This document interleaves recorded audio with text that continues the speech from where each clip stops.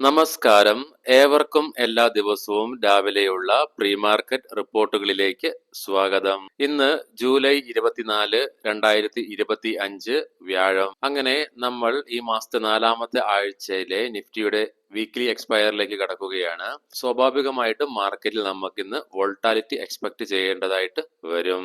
ഒത്തിരിയേറെ വാർത്തകളുണ്ട്. ഇന്നലെ യുഎസ് മാർക്കറ്റിൽ S&P 500 വീണ്ടും ഓൾ ടൈം ഹൈ ക്രിയേറ്റ് ചെയ്യുകയുണ്ടായി. അതുപോലെ തന്നെ സ്ട്രീറ്റ് എസ്റ്റിമേഷനെയൊക്കെ ബീറ്റ് ചെയ്തുകൊണ്ട് ഇൻഫോസിസിന്റെ Q1 റിസൾട്ടുകൾ പ്രസിദ്ധീകരിക്കുകയുണ്ടായി.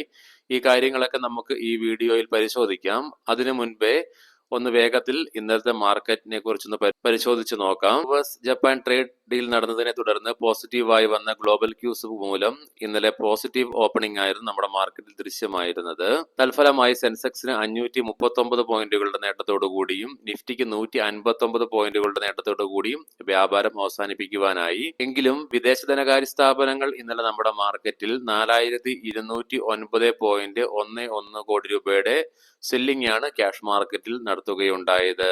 തത്സമയം ആഭ്യന്തര ധനകാര്യ സ്ഥാപനങ്ങൾ 4358.52 കോടി രൂപയ്ക്ക് ബൈയിങ്ങും നടത്തുകയുണ്ടായി. ഇനി നമ്മുടെ മാർക്കറ്റിലേക്ക് സ്പെസിഫിക് ആയിട്ട് വരുമ്പോൾ അനലിസ്റ്റുകളുടെ അഭിപ്രായ പ്രകാരം നമ്മുടെ മാർക്കറ്റിലെ ഈ പ്രാവശ്യത്തെ Q1 ഏർണിംഗ്സിലൊക്കെ ഒരു മിക്സ്ഡ് സ്റ്റാർട്ടാണ് ദൃശ്യമായതെങ്കിൽ കൂടിയിട്ടും പോസിറ്റീവായിട്ടുള്ള ഗ്ലോബൽ ക്യൂസും അതുപോലെ തന്നെ യുഎസ് ജപ്പാൻ ട്രേഡ് ഡീൽ നടന്നതുകൊണ്ട് തന്നെ അത് യുഎസും ഇന്ത്യയും തമ്മിലുള്ള ട്രേഡ് ഡീലിലുള്ള പ്രതീക്ഷകളും വർദ്ധിപ്പിക്കുന്നുണ്ട്. അപ്പോൾ ഈ ഒരു ഡീലിന്റെ ഭാഗമായിട്ട് അത് നമ്മുടെ മാർക്കറ്റിനെ പോസിറ്റീവ്നെസ്സിലേക്ക് നയിക്കുകയുണ്ടായി. അതുപോലെ തന്നെ UK-യുമായിട്ടുള്ള ഇന്ത്യയുടെ പുതിയ ട്രേഡ് ഡീലുകൾ കരാറിലേക്ക് എത്തിപ്പെടുന്ന ഒരു ഘട്ടത്തിലേക്കാണ് ഇന്ന് കടക്കുന്നത്. സോ ഈ കാര്യങ്ങളൊക്കെ നമ്മുടെ മാർക്കറ്റിലെ പ്രതീക്ഷകളെ വീണ്ടും വർദ്ധിപ്പിച്ചു.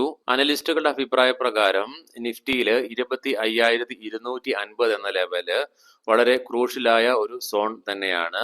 നിഫ്റ്റിക്ക് 25,250 എന്ന ലെവലിന് മുകളിലേക്ക് ഒരു പ്രയാണം നടത്തി അതിന് മുകളിൽ ആ ലെവലിന് മുകളിലായിട്ട് നിലനിൽക്കുവാൻ സാധിക്കുകയാണെങ്കിൽ നിഫ്റ്റിക്ക് 25,350, 25,400 എന്ന റേഞ്ചുകളിലേക്ക് എത്തിപ്പെടാനുള്ള സാധ്യതകൾ ഏറെയാണെന്നും അതിലൊരു വീഴ്ച വരികയാണെങ്കിൽ 25,100, 25,000 എന്ന ലെവലുകളിൽ സപ്പോർട്ടായിട്ട് വർക്ക് ചെയ്തുകൊണ്ട് ഒരു കൺസോളിഡേഷനോട് കൂടിയിട്ടുള്ള ട്രേഡിംഗ് റേഞ്ചും കാണുവാൻ സാധിച്ചേക്കാമെന്നുള്ള അഭിപ്രായങ്ങളും ഉണ്ട്.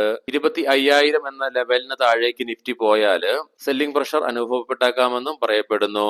ഒരു കാര്യം പ്രത്യേകം ശ്രദ്ധിക്കുക, ഇതൊക്കെ അനലിസ്റ്റുകളുടെ അഭിപ്രായങ്ങളാണ്, മാർക്കറ്റാണ്.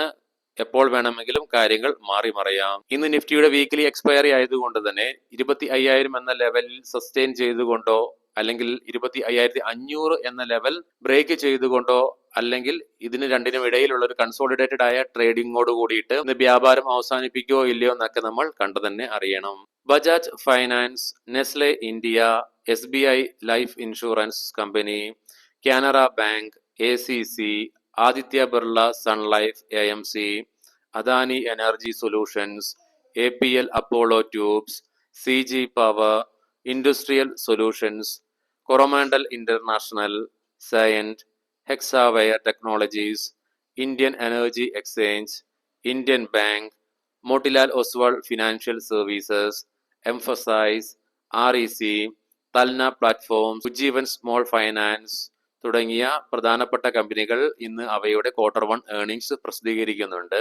ഇന്നലെ നമ്മുടെ ലീഡിംഗ് ആയ എല്ലാ ADR സ്റ്റോക്സും 1% മുതൽ 1.5%-ലേറെ നേട്ടത്തോടു കൂടിയിട്ട് വ്യാപാരം അവസാനിപ്പിക്കുന്ന കാഴ്ച ദൃശ്യമായി. ഇനി നമുക്ക് ഗ്ലോബൽ മാർക്കറ്റുകൾ പരിശോധിക്കാം. ഇന്നലെ യുഎസും ജപ്പാനും തമ്മിലുള്ള ട്രേഡ് ഡീൽ നടന്നതിനെ തുടർന്ന് അമേരിക്കയിലെ S&P 500 വീണ്ടും ഓൾ ടൈം ഹൈ ക്രിയേറ്റ് ചെയ്യുകയുണ്ടായി. കാരണം ഈ ഡീലിന്റെ ഭാഗമായിട്ട് 27.5% നിന്ന് 15%-ലേക്ക് വാഹനങ്ങളുടെ താരിഫിലും മറ്റുള്ള ഡ്യൂട്ടീസിൽ 25%-ൽ നിന്നും 15%-ലേക്കും യുഎസ് ജപ്പാനെതിരെയുള്ള ട്രേഡ് ഡീൽ കുറച്ചുകൊണ്ടുള്ള നെഗോസിയേഷൻ ആണ് നടന്നത്. തൽഫലമായിട്ട് യുഎസിലും യൂറോപ്പിലും ഇന്ത്യയിലും ഏഷ്യൻ മാർക്കറ്റ്സിൽ ഉൾപ്പെടെ ഇന്നലെ അത് വാഹന നിർമ്മാണ സ്റ്റോക്കുകളുടെ റാലിക്ക് കാരണമായി.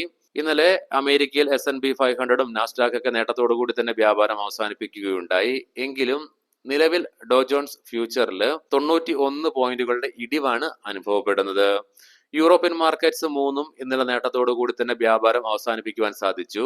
യുഎസ് ജപ്പാൻ ട്രേഡ് ഡീലിനെ തുടർന്ന് വാഹന നിർമ്മാണ സ്റ്റോക്കുകളിൽ ഉണ്ടായ കുതിപ്പ് തന്നെയാണ് ഇന്നലെ യൂറോപ്യൻ മാർക്കറ്റ്സിനെയും നേട്ടത്തിലേക്ക് നയിക്കുകയുണ്ടായത്. ഗിഫ്റ്റ് നിഫ്റ്റിയുടെ നിലവിലെ ഇൻഡിക്കേഷൻ പ്രകാരം ഫ്ലാറ്റ് അല്ലെങ്കിൽ സ്ലൈറ്റ്ലി പോസിറ്റീവായ ഒരു ഓപ്പണിംഗ് ആണ് നമ്മുടെ മാർക്കറ്റിൽ ഇന്ന് എക്സ്പെക്ട് ചെയ്യുവാനായിട്ട് സാധിക്കുന്നത്. ഏഷ്യൻ മാർക്കറ്റ്സിലേക്ക് വരുമ്പോൾ ജപ്പാൻ മാർക്കറ്റും കൊറിയൻ മാർക്കറ്റും ഓപ്പൺ ആണ്. രണ്ട് മാർക്കറ്റുകളും 1.5% നേട്ടത്തോടു കൂടി തന്നെ വ്യാപാരം തുടരുന്നു. കൊമോഡിറ്റിയിലേക്ക് വരുമ്പോൾ ബ്രന്റ് ക്രൂഡ് ഓയിൽ, ഗോൾഡിലും നേരിയ ഉയർച്ച അനുഭവപ്പെടുന്നുണ്ട്. ഇനി സ്പെസിഫിക് ആയിട്ട് നമുക്ക് നിഫ്റ്റിയുടെയും ബാങ്ക് നിഫ്റ്റിയുടെയൊക്കെ ടെക്നിക്കൽസിലേക്ക് പ്രവേശിക്കാം. നിഫ്റ്റിയുടെ PCR മാറി മറിഞ്ഞിട്ടുണ്ട്. 1.17 എന്ന നിലയിലാണ് ബുള്ളിഷ് ആയിട്ടുണ്ട്. മാക്സ് പെയിൻ 25,200 എന്ന നിലയിലും. നിഫ്റ്റിയുടെ ഡെയിലി ചാർട്ട്സിൽ ഇന്നലത്തെ റാലിയോട് കൂടിയിട്ട് ബുള്ളിഷ് കാൻഡിൽ സ്റ്റിക് പാറ്റേൺ ആണ് ദൃശ്യമാകുന്നത്.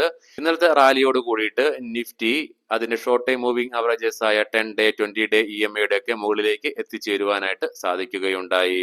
വീക്കിലി ഓപ്ഷൻസ് ഡാറ്റ പ്രകാരം 25,500 എന്ന സ്ട്രൈക്കിലാണ് ഏറ്റവും കൂടുതൽ ഓപ്പൺ ഇൻട്രസ്റ്റ് ദൃശ്യമാകുന്നതെങ്കിലും 25,600 എന്ന സ്ട്രൈക്കിലാണ് ഏറ്റവും കൂടുതൽ കോൾ റൈറ്റിംഗ് ദൃശ്യമാകുന്നത്. 25,100 എന്ന സ്ട്രൈക്കിലാണ് ഏറ്റവും കൂടുതൽ ഓപ്പൺ ഇൻട്രസ്റ്റ് പുട്ട് സൈഡിലേക്ക് ദൃശ്യമാകുന്നതെങ്കിൽ 25,200 എന്ന സ്ട്രൈക്കിലാണ് ഏറ്റവും കൂടുതൽ റൈറ്റിംഗ് നിലവിൽ കാണുന്നത്.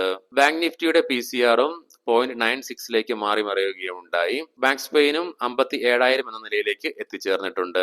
മന്ത്ലി ഓപ്ഷൻസ് ഡാറ്റ പ്രകാരം 57,000 എന്ന സ്ട്രൈക്കിലാണ് കോൾ സൈഡിലേക്കും പുട്ട് സൈഡിലേക്കും ഏറ്റവും കൂടുതൽ ഓപ്പൺ ഇൻട്രസ്റ്റ് കാണുവാൻ സാധിക്കുന്നതെങ്കിലും 58,700 എന്ന സ്ട്രൈക്കിലാണ് ഏറ്റവും കൂടുതൽ കോൾ റൈറ്റിംഗ് ദൃശ്യമാകുന്നത്. തത്സമയം 57,000 എന്ന സ്ട്രൈക്കിൽ തന്നെയാണ് ഏറ്റവും കൂടുതൽ പുട്ട് റൈറ്റിംഗ് ദൃശ്യമാകുന്നത്. ഇനി നമുക്ക് ഇന്നത്തെ പ്രധാനപ്പെട്ട സ്റ്റോക്കിംഗ് ന്യൂസുകൾ പരിശോധിക്കാം. മുൻകൂട്ടി ഓർമ്മിപ്പിച്ചുകൊള്ളട്ടെ, ഇതൊരു ബൈ ഓർ സെൽ റെക്കമെൻഡേഷൻ അല്ല. ഇൻഫോസിസ് നെറ്റ് പ്രോഫിറ്റിൽ 8.7% ഉയർച്ച നേരിട്ടുകൊണ്ട് 6,921 കോടി രൂപ റിപ്പോർട്ട് ചെയ്യുകയുണ്ടായി. സ്ട്രീറ്റ് എസ്റ്റിമേഷനെയൊക്കെ മറികടന്നുകൊണ്ട് തന്നെ റവന്യൂവിലും 7% ഉയർച്ച രേഖപ്പെടുത്തി. ടാറ്റ കൺസ്യൂമർ പ്രോഫിറ്റ് 15% ഉയർച്ച രേഖപ്പെടുത്തിക്കൊണ്ട് 290.3 കോടി രൂപയിൽ നിന്നും 334.2 കോടി രൂപയായിട്ട് റിപ്പോർട്ട് ചെയ്തു. റവന്യൂവിലും 9.8% ഉയർച്ച രേഖപ്പെടുത്തി. ഈ പറയുന്ന റിസൾട്ടുകളൊക്കെ ക്വാർട്ടർ 1 ഇയർ ഓൺ ഇയർ ആണ് കേട്ടോ. ഡോക്ടർ റെഡ്ഡീസ് ലാബോറട്ടറീസ് പ്രോഫിറ്റ് 1.9% ഉയർച്ച രേഖപ്പെടുത്തിക്കൊണ്ട് 1,417.8 കോടി രൂപ റിപ്പോർട്ട് ചെയ്യുകയുണ്ടായി. റവന്യൂവിലും 11.4% ഉയർച്ച രേഖപ്പെടുത്തി. ബജാജ് ഹൗസിംഗ് ഫൈനാൻസ് പ്രോഫിറ്റിൽ 20.7% വളർച്ച നേടിക്കൊണ്ട് 483 കോടി രൂപയിൽ നിന്നും 583 കോടി രൂപയായി ഉയർച്ച രേഖപ്പെടുത്തുകയുണ്ടായി. തത്സമയം നെറ്റ് ഇൻട്രസ്റ്റ് ഇൻകം 33.4% ഉയർച്ചയും രേഖപ്പെടുത്തി. CMS ഇൻഫോ സിസ്റ്റംസ് പ്രോഫിറ്റ് 3% ഉയർന്നുകൊണ്ട് 93.6 കോടി രൂപ റിപ്പോർട്ട് ചെയ്യുകയുണ്ടായി. റവന്യൂവിലും 4.7% ഉയർച്ച രേഖപ്പെടുത്തി. പെർസിസ്റ്റന്റ് സിസ്റ്റംസ് പ്രോഫിറ്റ് 38.7% ഉയർന്ന് 306.4 കോടി രൂപയിൽ നിന്നും 424.9 കോടി രൂപയായി ഉയർന്നു. തത്സമയം റവന്യൂ 21.8% ഉയർച്ചയും രേഖപ്പെടുത്തി. ഫോഴ്സ് മോട്ടേഴ്സ് പ്രോഫിറ്റ് 52.4% ഉയർച്ച രേഖപ്പെടുത്തിക്കൊണ്ട് 115.7 കോടി രൂപയിൽ നിന്നും 176.4 കോടി രൂപയായി വളർന്നു. റവന്യൂവിലും 21.9% ഉയർച്ച രേഖപ്പെടുത്തുകയുണ്ടായി.